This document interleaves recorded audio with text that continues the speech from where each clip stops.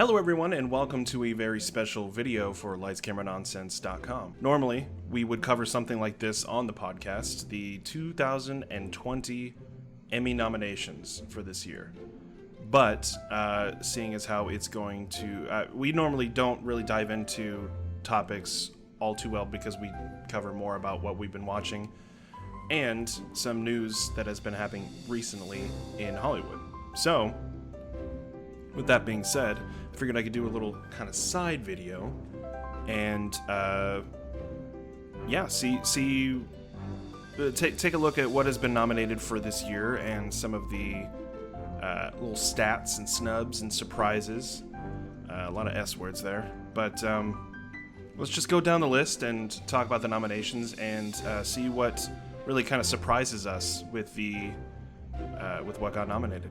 So on Tuesday, July 28th, 2020, the nominations got announced, and it looks like Netflix broke the record for the most nominations in a single year, ever, beating out HBO's previous record hold of 137. Netflix got 160 nominations this year, which is outstanding. The most nominated series overall was Watchmen with 26, Amazon's The Marvelous Mrs. Maisel with 20, Netflix's Ozark and HBO's Succession each with 18, while Disney Plus's The Mandalorian and NBC's Saturday Night Live and Pop TV's Schitt's Creek each earning 15 nominations. So we have new series being nominated for quite a few nominations, which is amazing. But a lot of returning past winners and past nominees that are looking to get their statue this year. So, with that being said, let's just go down the categories.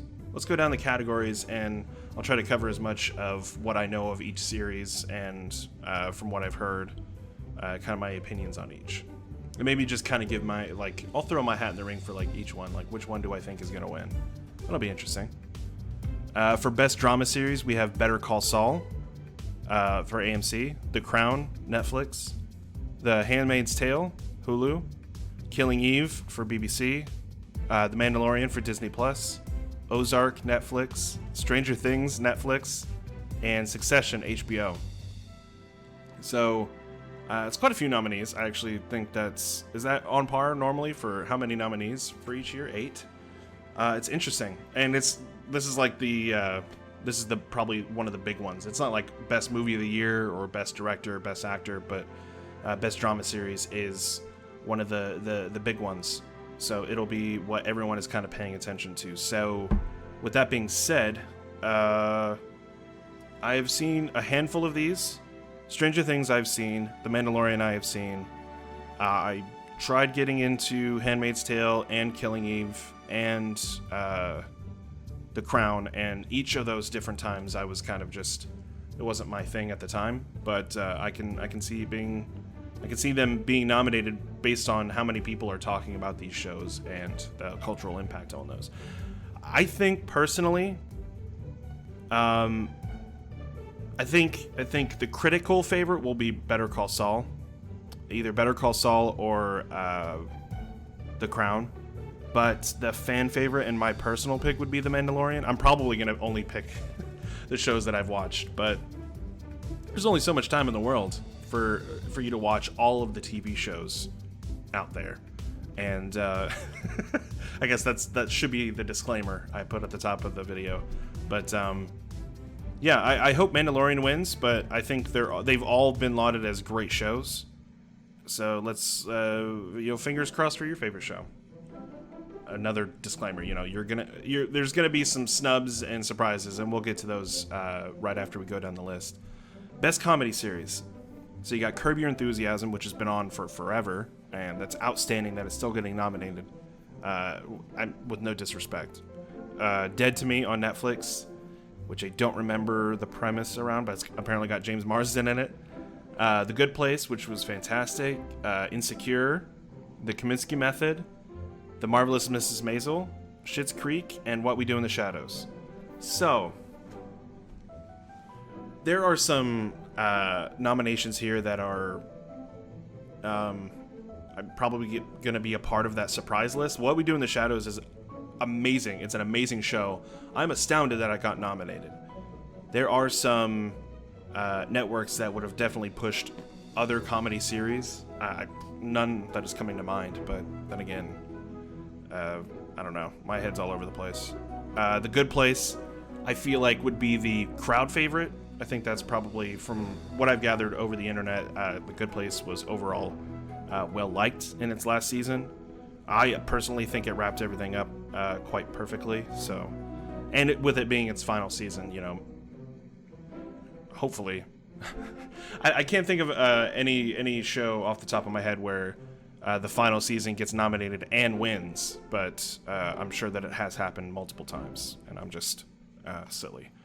The Marvelous Mrs. Maisel gets nominated like every year, but that's because it's a great show. I kind of dropped off after the second season, but hopefully, apparently it's still good if it's getting nominated, so Curb Your Enthusiasm, yeah. My personal pick is What We Do in the Shadows, but I think it will probably either be Good Place or... Dead to Me is brand new, so I don't know. Kaminsky Method is new-ish. I think it's on its second season, and Schitt's Creek has been around for a while as well. I don't think enough people watch Schitt's Creek. I think the critics will either give it to Curb Your Enthusiasm, because I believe this is the final season, or The Good Place. But my personal pick is What We Do in the Shadows. Moving on. Best Limited Series. Oh boy. I think, let's see. I have only watched, one of these. That's unfortunate. Best Limited Series. Little Fires Everywhere on Hulu. Mrs. America, FX on Hulu. Unbelievable on Netflix. Unorthodox on Netflix. And Watchmen on HBO. Now, I've seen Watchmen. We've talked about it on the podcast. And I love it, and I adore it, and I think it's perfect. In fact, ever since the news came out that there's a good chance that there won't be a second season if Damon Lindelof doesn't come back, and some of the cast are like, if he's not coming back, I'm not coming back. I think it's perfect as it is with the one season, but even if they continue it, I think they'll come up with great stories. And anyway, I'm kind of rambling about Watchmen. My personal pick is Watchmen. I think that there are more grounded, more personal stories that some of the critics will probably get behind and vote for. I can't speak to any of the other shows. Honestly, I've only heard a few things here and there about all of these shows. Little Fires Everywhere, I haven't read anything about. I've heard good things about Mrs. America, and honestly, I don't know what Unbelievable or Unorthodox is. But, I just need to watch more TV. I'll quit my job and I'll watch more TV. How about that? I don't even know how that's viable, but I'll do it. I'll threaten you. I'll do it. Best Actor in a Drama Series. Jason Bateman in Ozark, which I still need to watch. It's on my queue. All right. Sterling K. Brown in This Is Us, which is interesting. I'm thinking of the other actor. Steve Carell in The Morning Show. Still need to watch. Brian Cox in Succession. Billy Porter in Pose. And Jeremy Strong in Succession. Still need to watch Succession. There's all of these shows that are going to be nominated like 15, 20 times, where I'll have to sneak in like 1 or 2 episodes before the actual award show so I can have something to say about it. But honestly, I have no horse in this race because these are shows that I do not follow. None of these shows I have seen a single episode of. Although I have had the opportunity to, none of the premises have grabbed me in a specific way. I feel like The Outsider, Jason Bateman, that was I think a year ago or 2 years ago.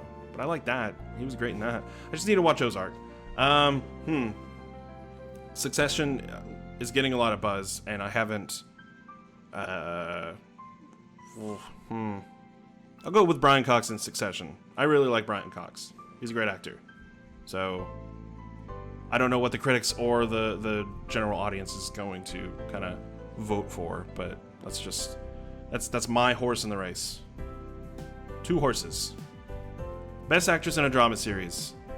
Another one. Damn it. I need to watch more drama series. I honestly, with the way 2020 is, I'll get to it here in a second. The way 2020 is and how it's been going, honestly, I've been watching way too many comedy shows. Way too many shows that I've seen before multiple times. You know, The Office, The Parks and Recs, the It's Always Sunny's, all of the shows I've either grown up watching over the last decade or so, or continue to watch over and over again. But that's just because it kind of, sometimes you just need to laugh. Let's get back to the best actress in a drama series.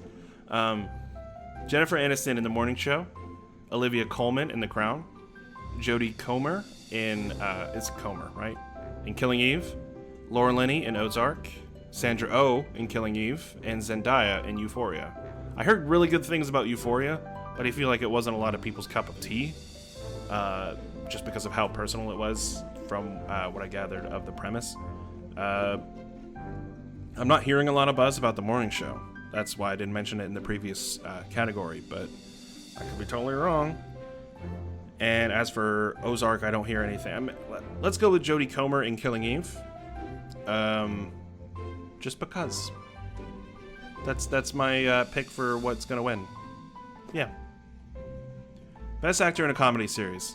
I'm gonna totally.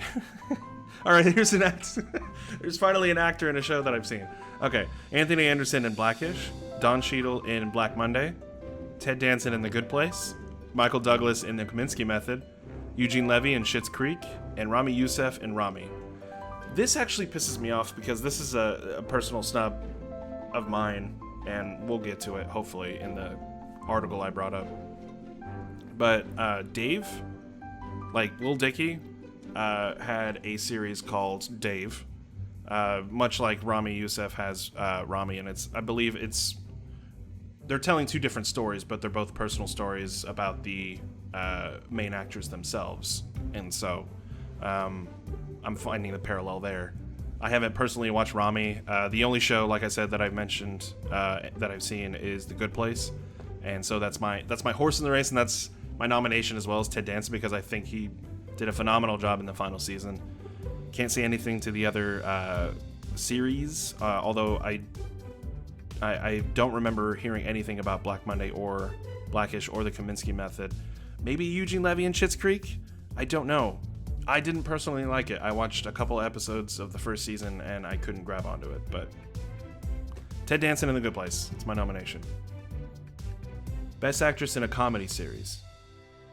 Christina Applegate in Dead to Me, Rachel Brosnahan in The Marvelous Mrs. Maisel, Linda Cardellini in Dead to Me, Catherine O'Hara in Schitt's Creek, Issa Rae in Insecure, and Tracy Ellis Ross in Blackish. Damn it. Maybe I just need to watch more TV in general, because I can't say that about drama TV shows anymore. It's for all TV, or even limited TV shows or movies. That's the thing, like, even if I wouldn't be watching TV, I'd be going to the movie theater, and since there's no movies, or they're coming straight to Netflix or Hulu, I'm going straight to the movies that would normally be in the movie theaters and watching them at home, instead of watching TV.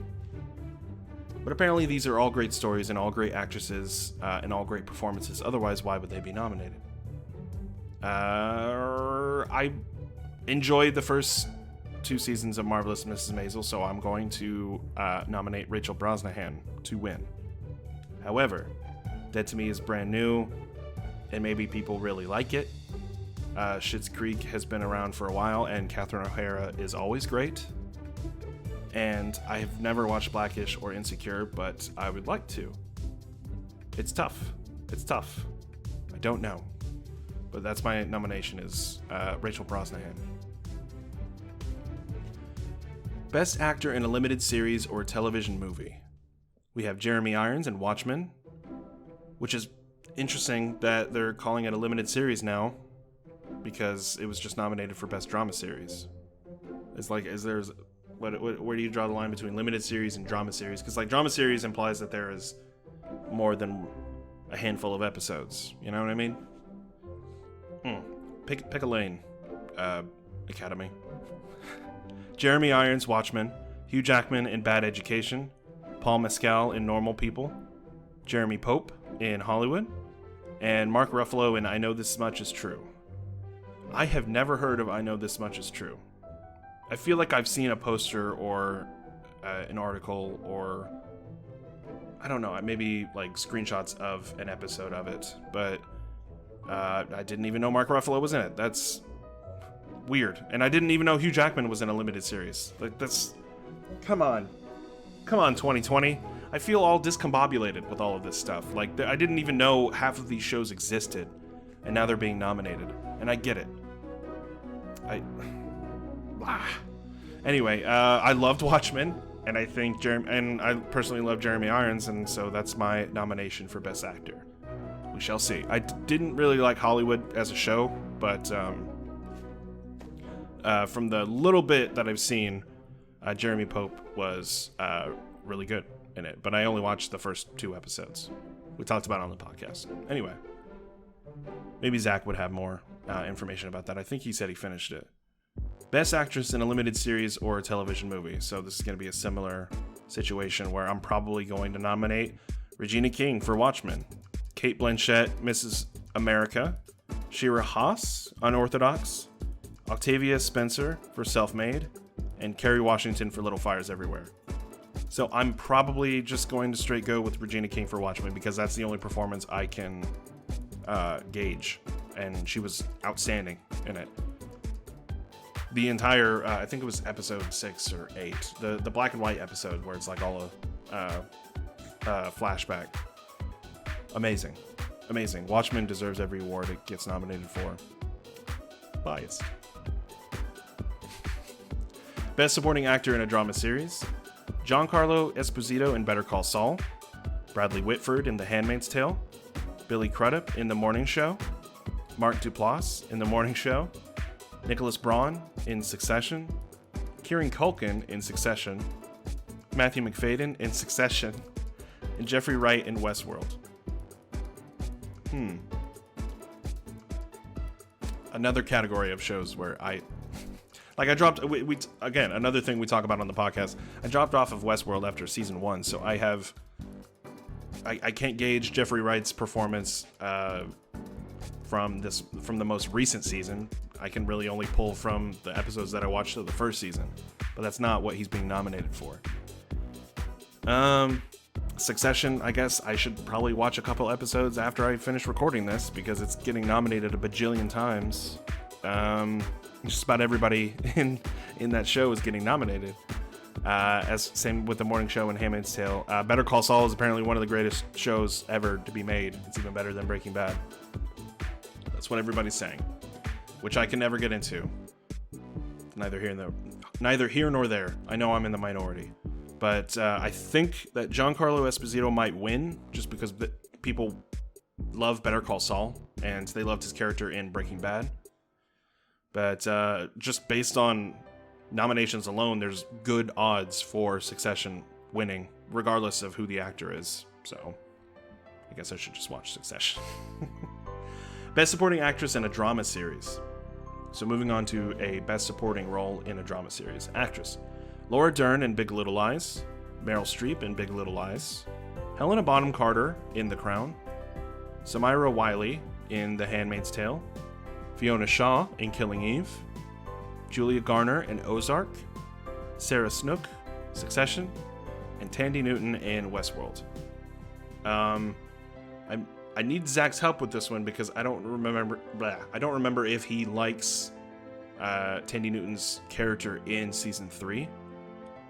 But from what I remember him saying on the podcast, he did enjoy her character, like fighting off Evan Rachel Wood's character. Well, just going based off of that, I don't know.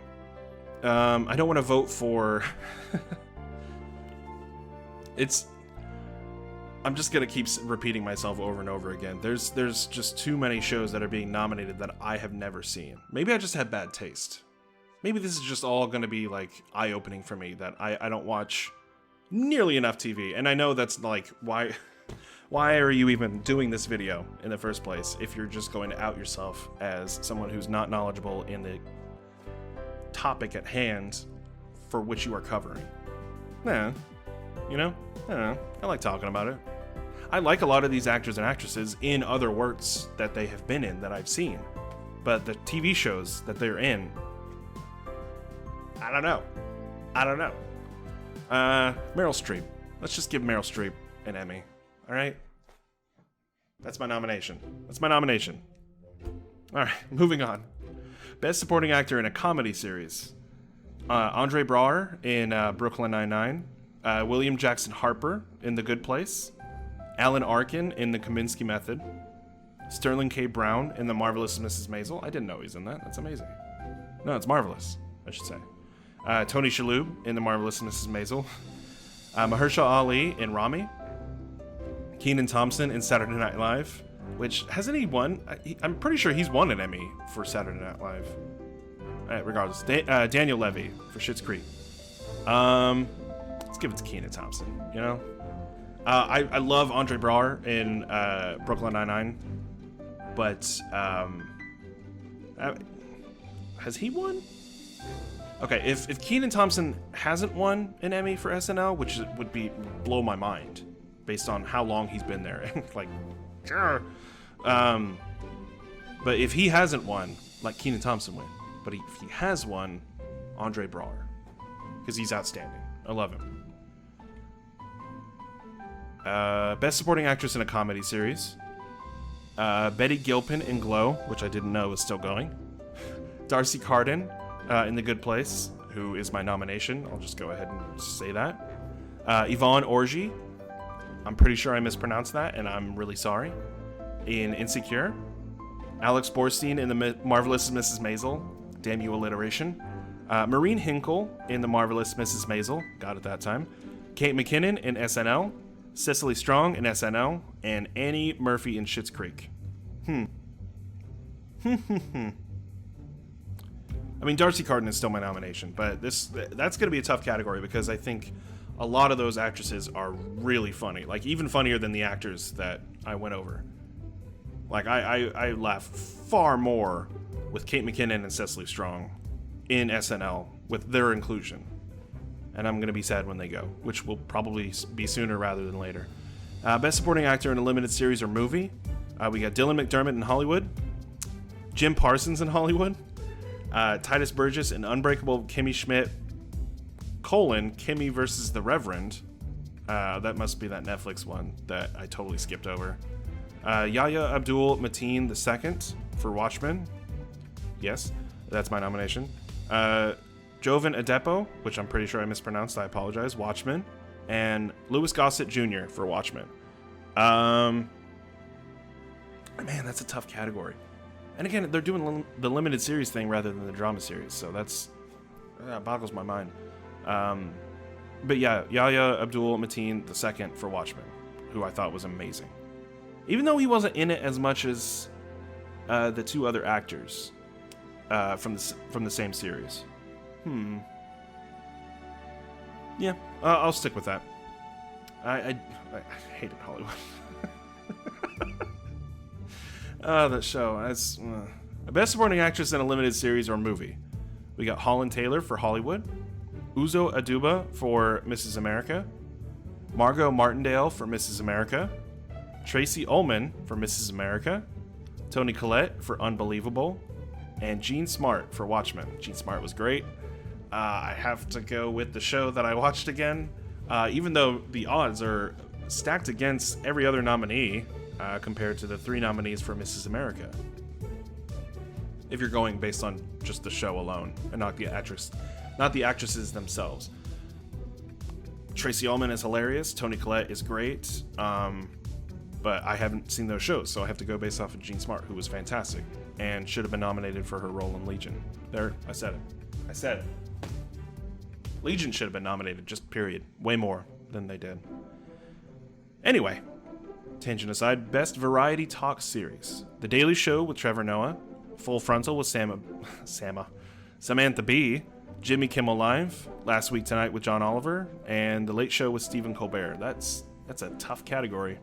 Although you got to feel bad for Jimmy Fallon, just a little bit. I wonder why he wasn't nominated over... I'm sure that there is a very specific, antiquated reason why he wasn't nominated, considering there's already a Jimmy and a John, and basically 3 white men in that category anyway. I'm just going to pick John Oliver. just based on his program alone. I don't really follow Samantha Bee or Trevor Noah. Jimmy Kimmel's fine. A little traditional. Stephen Colbert is fine. A little bit more political than I would like as just a regular variety talk show host. But again, I consistently watch John Oliver. All the other hosts I don't really. I watch like clips of them on YouTube. Moving on. The best competition program. The Masked Singer, nailed it. RuPaul's Drag Race, Top Chef, and The Voice. So I hate all of these shows except for RuPaul's Drag Race. Because it's just damn fun. It's just a damn fun show. Everybody's having fun. There's a little bit of drama in there, as there always is, because it's a competition, naturally. But, I mean, The Masked Singer it's just a premise stolen from overseas. I mean, so is The Voice, I believe. Most of these almost always are. Like, the American competition programs are almost always stolen from another country. But I have to give it to RuPaul's Drag Race just because I love the host, I love the competitors, and while I'm not as consistent in watching it, like I haven't watched this year's season, but if I'm going just based off of past experience, I think it's my favorite. Top Chef is just, bleh. And is that it? I believe that's it, I guess. So let's move on to the snubs and surprises, because let's just keep this ball rolling. Surprise. This is based off New York Times. This is not mine. These are their snubs and surprises, but let's see where they're fucking wrong. And, yeah, alright. Right, you know. Surprise, The Mandalorian. Not really a surprise. The Mandalorian caught the world on fire with Baby Yoda, with it being a actually really good live-action Star Wars TV show, and with it being the reason why people signed up for Disney Plus in the first place. It's a system seller or a service seller, so why wouldn't it be nominated? Come on. Surprise Zendaya. Sure, let's go into their reasoning. If you were looking for signs of an uptick in diversity, you could find them in the acting categories, although reading anything into a particular nomination is unwise. But still, Zendaya's nomination for Euphoria, William Jackson Harper's for The Good Place, Andre Braugher's for Brooklyn Nine-Nine, Octavia Spencer's for Self-Made, inspired by the life of Madam C.J. Walker, Jeremy Pope's for Hollywood, and Samira Wiley's for The Handmaid's Tale, beating out her castmate Ann Dowd, add up to a lot less than expected names in the running. So that's not really Zendaya that they're talking about. It's just the diversity in the nominations. And honestly, good. This should have always been the case. But that's a whole other video. That's a whole other podcast episode. It's a whole other topic. What happened there? Snub, Reese Witherspoon. For actress in Little Fires Everywhere, because that's the show that they're mentioning. I guess she's in Little Fires Everywhere, Morning Show, and Big Little Lies. Yeah, it's just, I guess, because they prefer Reese Witherspoon to some of the other nominations. The snub is Jane Lynch for her role in Marvelous Mrs. Maisel. Going based off of her character, from what I've seen, not from this year, but she is great, and I think it's just, let's go with the Marvelous Mrs. Like any of the nominations, the supporting actress in a comedy series. I mean, she wouldn't be the main actress. Best supporting actress. Yeah, so... Wait, that's actor. My fault. Alex Borstein and Maren Hinkle, or Marine Hinkle. I apologize for misreading your name. Over Jane Lynch, which I feel like Alex Borstein is one of the more main characters, and so you want to kind of nominate... I mean, I could be totally wrong. There could be story reasons why she... was snubbed, but this is again an opinion piece. Surprise, What We Do in the Shadows. Totally agree. It's outstanding that I got nominated, although it's, in my personal opinion, a fantastic adaptation of a film that really no one ever saw, but like how the TV show is kind of blowing up and hopefully exposing people to the original film as well. And it just keeps growing in fan base. And it's dry, and it's hilarious. Snub, Late Late Show with James Corden. Disagree. I think he's just a really terrible TV host. I think he's a really charismatic and fun guy, but I think he's just not a great TV host. Just my personal opinion. Surprise, Steve Carell and Mark Duplass in their nominations for The Morning Show, I believe. And I gotta watch the morning show. I get it. There's a lot of great actors and actresses in that show, but it's like Succession or Unforgivable or any of the other shows that got nominated where I was like, I've never seen this. I really need to watch more TV. It's just, it's kind of outside of my purview. Not only is it on a subscription service that I'm not normally tied to, but it's also I think that's just the main wall that I have to climb over. I don't know. There's just too many subscription services, all right? And we've been over this on the podcast. Snub, At Home with Amy Sedaris. Did not know this existed, so I feel like I can't really say anything to that. Snub, sort of. Better Call Saul. Yes, the AMC series was nominated for Best Drama, and Giancarlo Esposito was in the field for Supporting Actor, but it was noticeable that Bob Odenkirk, Rhea Seehorn, and Jonathan Banks, all solid favorites in their categories, were shut out. Yeah, but I think the Academy was kind of trying to pull more for the diversity nominations, kind of like how I mentioned before. And honestly, just let game recognize game. They've been nominated in the past, and maybe their performances weren't as, magnetic as Giancarlo Esposito in this current season. So, relax, New York Times. Chill out. Be cool. I don't know. There's a lot to think about with this year's nominations, and I'm looking forward to who wins. Hopefully, it's people that who are in shows that I've seen. But until the actual Emmy Awards, which it will be interesting to see how they do it. There's a good chance it's going to be Stay at Home. I would be interested to see who wins, and hopefully I'll have watched a few more of these shows since then. But I don't know, what do you think? Were there some shows that got nominated that you were surprised about? Were there some people that got nominated that you were surprised about?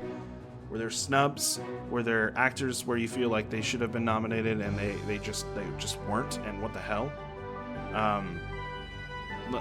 Let me know. Got comments? Email us at lightscameranonsense@gmail.com.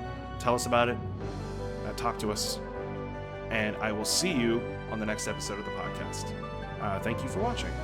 I don't know how to stop this video. I love you. Yeah, that seems right.